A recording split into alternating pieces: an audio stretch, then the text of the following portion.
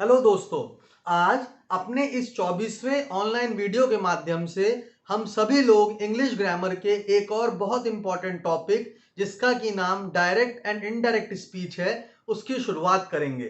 दोस्तों, जैसा कि इस टॉपिक के नाम से ही आपको पता चल सकता है कि ये टॉपिक कुछ डायरेक्ट और इनडायरेक्ट सेंटेंसेस के बारे में हमें कुछ बताना चाहता है, हमसे कुछ बात करेगा। जैसा कि आप सभी देखते हैं दोस्तों कि अभी हमने active and passive voice just पढ़कर खत्म करा है। दोस्तों, जैसा कि हमने एक्टिव एंड पैसिव वॉइस में देखा था कि कैसे जब हमें सेंटेंस में सब्जेक्ट को प्रधानता देनी होती है, सब्जेक्ट को कहीं ना कहीं आगे रखना होता है, तो हम एक्टिव वॉइस के सेंटेंसेस का यूज करते हैं। जबकि दूसरी तरफ जब हमें ऑब्जेक्ट को वरीयता देनी होती है और सब्जेक्ट को पीछे ले जाना होता है, तब हम पैसिव वॉइस के सेंटेंसेस का यूज करते हैं। उसी तरह जैसा कि आपको ये टॉपिक बता सकता है दोस्तों, इसमें direct and indirect speech, speech मतलब वो चीजें जो हम बोलते हैं, तो ये हमारे बोलने के दो तरीकों के बारे में बताने वाला टॉपिक है। जैसा कि आप बोर्ड पर भी देख सकते हैं दोस्तों, मैंने यहां पर लिखा है डायरेक्ट एंड इनडायरेक्ट स्पीच। दोस्तों, इस टॉपिक को सबसे पहले इसके मूल को समझना हमारे लिए बहुत जरूरी है। दोस्तों, ये वही टॉपिक है जिसमें कई बार हम आपस में आमतौर पर बात करते हैं, पर उस समय हमें इस बात का अंदाजा नहीं लगता है कि हम इस टॉपिक को इस तरह से अपनी आम बोलचाल की भाषा में यूज कर रहे हैं। तो मैं आपको सबसे पहले इसका एक छोटा सा इंट्रोडक्शन दे दूं, ताकि आपको इस टॉपिक के बारे में गहराई से जानने का मौका मिले। दोस्तों, यहां पर हम दो चीजें रख लेते हैं, पहला ए और दूसरा बी। जैसा कि आपको पता है दोस्तों, अगर ए को बी से कुछ कहना है और उसने उसे बुला करके सामने ये बात कह दी, तो दिस इज डायरेक्ट स्पीच, जिसमें हम बात करने वाला और बात को सुनने वाला दोनों आमने सामने होते हैं, और बात करने वाला बात को सुनने वाले को अपनी बात सामने से कह करके समझा देता है। जबकि अगर यही चीज हम कुछ इस तरह से देखें कि ए को अपनी बात बी तक पहुंचाने के लिए जब सी की हेल्प लेनी पड़ती है, तो ये जो बात होती है, ये जो सेंटेंसेस होते हैं, ये इनडायरेक्ट स्पीच में चले जाते हैं। दोस्तों, अक्सर हमने सुना होगा इन्वर्टेड कॉमास के बारे में। दोस्तों, अक्सर हमने सुना है यूनिवर्सल ट्रुथ के बारे में। दोस्तों, अक्सर हमने सुना है हैबिचुअल फैक्ट्स के बारे में। तो ये सारे टॉपिक, ये सारी चीजें, ये सारे सेंटेंसेस जिस टॉपिक के अंडर आने वाले हैं, वो है डायरेक्ट एंड इनडायरेक्ट स्पीच का टॉपिक। तो दोस्तों, मैं इसका एक एग्जांपल आपको दे दूं। वो एग्जांपल क्या है दोस्तों? मान लीजिए मेरे को ए और बी के बीच का कन्वर्सेशन आपको समझाना है। जैसा कि मैंने आपसे कहा कि जब कभी भी बोलने वाला अपनी बात सुनने वाले को डायरेक्ट कह देता है, तो वो डायरेक्ट स्पीच हो जाता है। पर वही बात जब वो किसी मीडिएटर की मदद से कहता है, तब वो इनडायरेक्ट स्पीच में चला जाता है। जैसे कि अगर आप देखेंगे दोस्तों, अगर मुझे आपसे बात करनी है, तो मैं आप करके हम इस तरह से बात करेंगे। जैसे ए ने बी से कहा कि मैं तुमसे कल मिलूंगा। याद रखिएगा दोस्तों, ये डायरेक्ट स्पीच की बात है, जिसमें ए बी से कह रहा है कि मैं तुमसे कल मिलूंगा।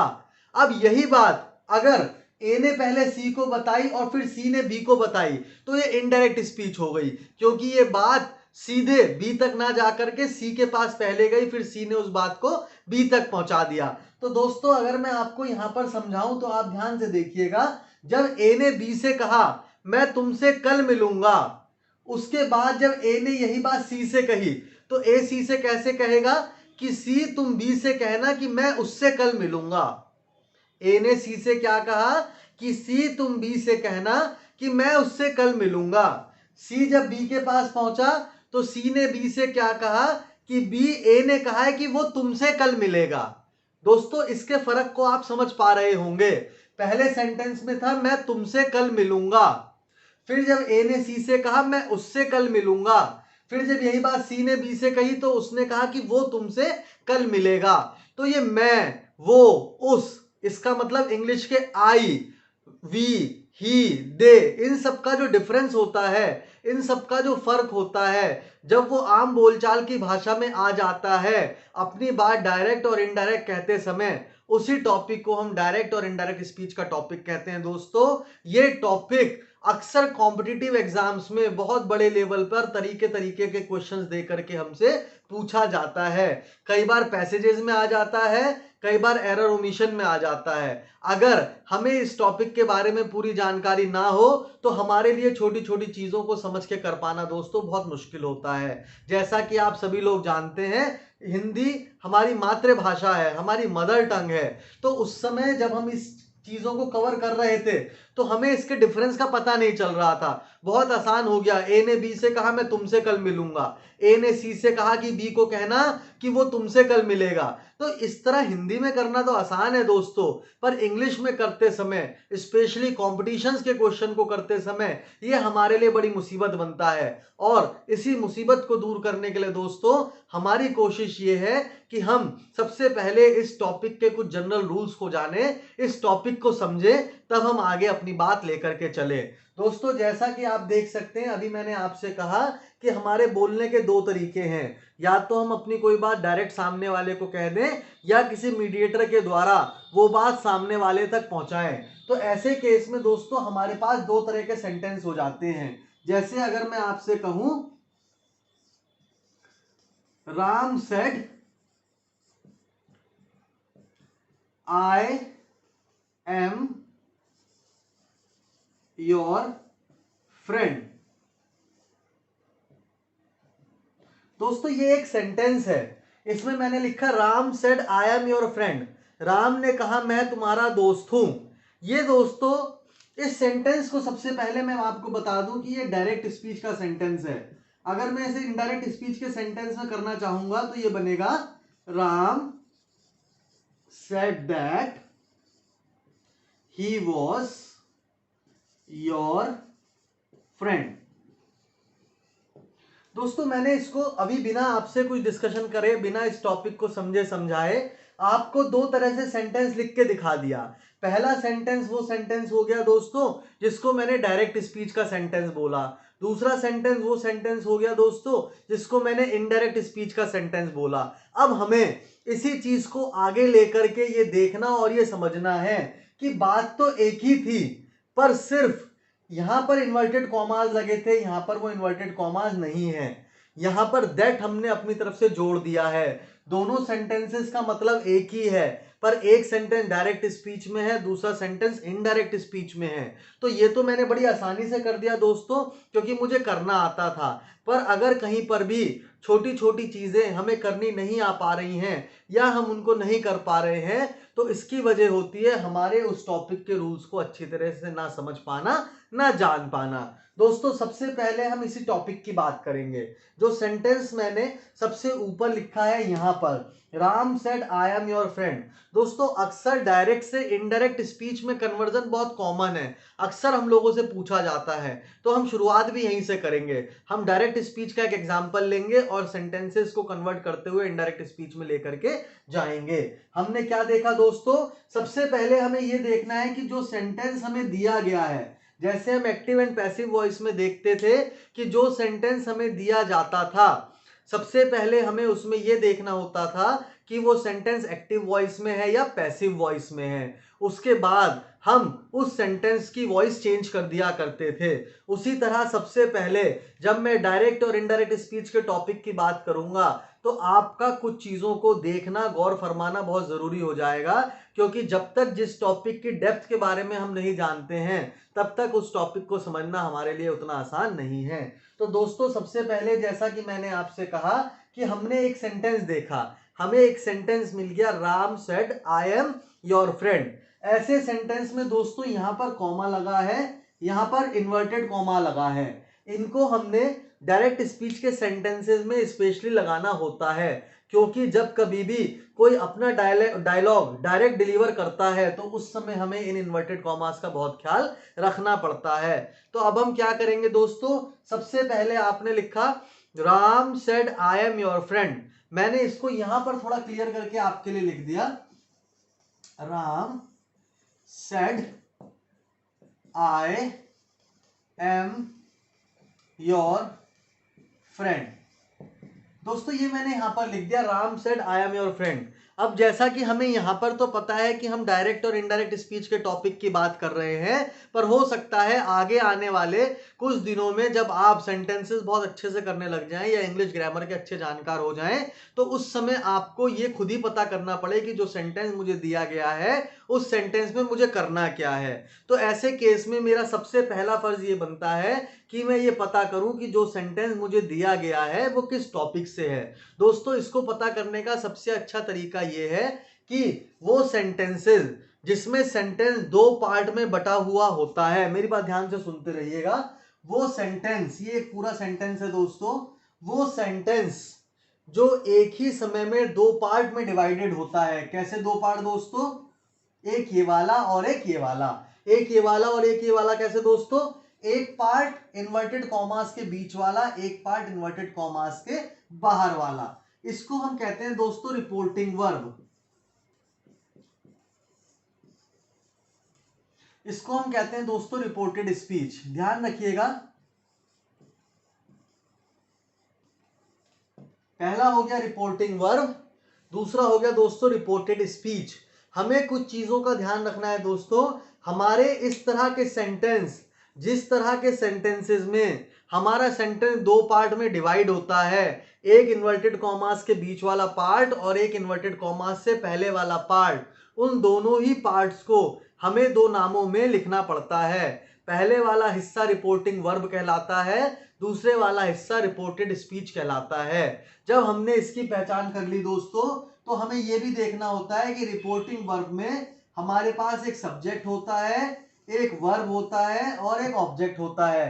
जबकि रिपोर्टेड स्पीच में हमारे पास या तो नाउन प्रोनाउन होगा दोस्तों, या टेंस होगा, या और कोई ऐसी चीज होगी जिससे कि हमें उस सेंटेंस को, उस टेंस को पहचानने में इजी होता हो, आसान पड़ता हो। इसका मतलब अभी आप कुछ इन बातों को सिर्फ ध्यान रखिए कि जब कभी भी हम डायरेक्ट और इनडायरेक्ट स्पीच के टॉपिक्स की बात करते हैं, उसमें हमें वो सेंटेंसेस जिनमें इन्वर्टेड कॉमास लगे होते हैं उनको पहचानना होता है। ये वो सेंटेंसेस होते हैं जो डायरेक्ट स्पीच में होते हैं। इन सेंटेंसेस के दो पार्ट होते हैं, एक पार्ट इन्वर्टेड कॉमास के बीच वाला, एक पार्ट इन्वर्टेड कॉमास से पहले वाला। जो पार्ट इन्वर्टेड कॉमास से पहले होता है उसको रिपोर्टिंग वर्ब कहा जाता है, जो पार्ट इन्वर्टेड कॉमास के बीच में होता है उसको रिपोर्टेड स्पीच कहा जाता है। जो पार्ट रिपोर्टिंग वर्ब में होता है दोस्तों, उसमें हमें तीन चीजों का ध्यान रखना होता है, सब्जेक्ट का, वर्ब का और ऑब्जेक्ट का। जो पार्ट रिपोर्टेड स्पीच के अंदर होता है दोस्तों, उसके अंदर हमें फिर से तीन चीजों का ध्यान रखना पड़ता है, एक नाउन और प्रोनाउन का, दूसरा किसी टेंस का और तीसरा किसी अदर का। अदर मतलब और भी कोई चीज जिनके अंदर चेंजेस आते हैं। दोस्तों बेसिकली ये मैंने आपसे इसलिए कहा क्योंकि डायरेक्ट से इनडायरेक्ट में कन्वर्ट करते समय, डायरेक्ट स्पीच से इनडायरेक्ट स्पीच में अपने टॉपिक को ले जाते समय हमें कुछ चीजों का ध्यान रखना पड़ता है। जो रिपोर्टेड स्पीच के अंदर के वर्ड्स होते हैं, ये आपने अभी देखा, यहां पर जो चेंजेस आए वो यहीं पर आए दोस्तों। इस सेंटेंस में आप देख सकते हैं ये रिपोर्टेड स्पीच है और ये रिपोर्टिंग वर्ब है। आप ध्यान से देखिएगा, जब हमने इन्हें डायरेक्ट से इनडायरेक्ट में चेंज करा तो एक तो यहां पर चेंज आया, एक यहां पर चेंज आया, एक चेंज यहां पर आ सकता था जिसके बारे में हम आगे चल करके बात करेंगे। तो हमने ये देखना है दोस्तों कि जब डायरेक्ट से इनडायरेक्ट स्पीच में हम अपने सेंटेंसेस को लेकर जा रहे होते हैं, उस समय जो हमारे चेंजेस आते हैं वो रिपोर्टेड स्पीच में आते हैं। रिपोर्टिंग वर्ब कभी भी चेंज नहीं होता है। और जब हम इन चेंजेस को करना सीख जाते हैं तब हम डायरेक्ट और इनडायरेक्ट स्पीच को समझ जाते हैं। तो दोस्तों आज की बात आपको इतना ध्यान रखनी है कि रिपोर्टिंग वर्ब के अकॉर्डिंग रिपोर्टेड स्पीच में जब चेंजेस आते हैं, उसी चेंजेस को, उन्हीं को हम ये कह करके पुकारते हैं कि अब सेंटेंसेस डायरेक्ट स्पीच से इनडायरेक्ट स्पीच में कन्वर्ट हो चुके हैं। तो दोस्तों रिपोर्टिंग वर्ब में आपने तीन चीजों का ध्यान रखना है, सब्जेक्ट, वर्ब और ऑब्जेक्ट। और रिपोर्टेड स्पीच में आपने नाउन, प्रोनाउन और अदर। अदर मैं इसलिए बोल रहा हूं क्योंकि उनका अभी कोई नाम नहीं है। आपने अक्सर सुना होगा दिस का दैट हो गया, दीस का दोज हो गया, टुडे का दैट डे हो गया, टुनाइट का दैट नाइट हो गया, यस्टरडे का द प्रीवियस डे हो गया, लास्ट नाइट हो गया, the next day, the following day हो गया। इस तरह के चेंजेस आपने अक्सर डायरेक्ट इनडायरेक्ट के टॉपिक में सुने होंगे। तो इन सब चेंजेस के लिए दोस्तों हमें कुछ टेबल्स बनानी होती हैं। हमें सबसे पहले अभी जो मैं आपसे बात करना चाह रहा हूं दोस्तों, जब कभी भी आपको कभी टॉपिक ये मिले डायरेक्ट इनडायरेक्ट स्पीच का, तो उसमें कुछ चीजों को ध्यान रखें। रिपोर्टिंग वर्ब में सब्जेक्ट कौन है इसका ध्यान रखें, वर्ब क्या लगी है उसका ध्यान रखें, और ऑब्जेक्ट क्या है उसका ध्यान रखें। रिपोर्टेड स्पीच में मैंने आपको बता दिया दोस्तों, नाउन प्रोनाउन ये एक ही में आता है। टेंस का ध्यान रखें और अदर्स का ध्यान रखें। तो दोस्तों सबसे पहले जो हमें बनाना होता है वो होती है सबसे पहले फैमिली ऑफ प्रोनाउंस की एक टेबल। दोस्तों अभी हमें इसमें टेबल के बहुत काम है। अगर हम इन टेबल को अच्छी तरह से लर्न कर लें, याद कर लें, तो हमारे लिए चीजें बहुत आसान हो जाती हैं दोस्तों आपको पता होगा हम लोगों ने जब पार्ट्स ऑफ स्पीच की शुरुआत करी थी उस समय I, we, you, he, she, it, they और नेम लिखा था। आपको यह भी याद होगा दोस्तों कैसे हमने उन्हें फर्स्ट पर्सन, सेकंड पर्सन और थर्ड पर्सन में कैटेगराइज कर दिया था। तो यहां पर सबसे पहले हमें वही काम दोबारा करना है दोस्तों। जो हमें लाइन से आई, आपको याद होगा सबसे पहले आई, फिर वी, फिर यू, आई वी यू, फिर ही और शी आए थे, फिर इट आया था दोस्तों, और फिर दे आया था। तो हमें क्या करना है दोस्तों, सबसे पहले इनकी फैमिलीज को आगे बढ़ाना है। कैसे आगे बढ़ाना है, आई, मी, माई, माइन, माई सेल्फ। दोस्तों आपको पता होगा ये सारे आई, मी, माई, माइन, माई सेल्फ या इनके जैसा और कोई शब्द जिससे किसी चीज के मेरा या मेरे से जुड़े होने का आपको पता चलता है वो आई प्रोनाउन से जुड़े हुए होते हैं। तो हमने आई से जुड़े हुए जितने भी शब्द थे वो सारे के सारे यहां पर लिख दिए हैं। उसी तरह से वी से जुड़ते हुए आपको पता है वी, अस, अवर, अवर्स और अवर सेल्फ होता है। उसी तरह दोस्तों यू का यू होता है, योर होता है, योर्स होता है, योर सेल्फ होता है और योर सेल्फ होता है। दोस्तों ध्यान रखिएगा यहां पे अवर सेल्फ और यहां पे योर सेल्फ और योर सेल्फ होता है। यहां पे अवर सेल्फ इसलिए नहीं होता क्योंकि वी कभी भी सिंगुलर नहीं होता, वी कभी भी अकेला नहीं होता। इसीलिए वी की फैमिली लिखते समय हम अवर सेल्फ्स का यूज करते हैं और यू की फैमिली लिखते समय हम योर सेल्फ और योर सेल्फ्स का यूज करते हैं। क्योंकि जब कभी अकेले की बात होती है तो हम योर सेल्फ लिख देते हैं, जब कभी यू के अंदर बहुत सारे लोग इकट्ठा होते हैं तो वहां पर हम योर सेल्फ्स का यूज कर देते हैं। अगर कोई आपसे इस बारे में पूछे तो आप भी क्लियरली डिटेल कर सकते हैं कि वी कभी भी अकेला इंसान नहीं होता, उसमें मिनिमम 2 लोग चाहिए ही चाहिए। बट यू में 1 से लेकर के 1000 तक कोई भी इंक्लूड हो सकता है। इसीलिए योर सेल्फ और योर सेल्फ दोनों सिंगुलर और प्लूरल दोनों वर्ड यूज किए गए और ऊपर से प्लूरल वर्ड फॉर्म का यूज करा गया। उसके बाद दोस्तों हम शी पे आ जाते हैं। शी, हर, हर्स और हर सेल्फ। उसके बाद ही पे आ जाते हैं दोस्तों, ही, हिज, हिम और हिमसेल्फ। उसके बाद इट पे अगर आप आ जाएं, इट, इट्स, इटसेल्फ। यहां भी सिंगल रहेगा सेल्फ क्योंकि दोस्तों आपको पता है इट सिंगुलर के लिए यूज होता है।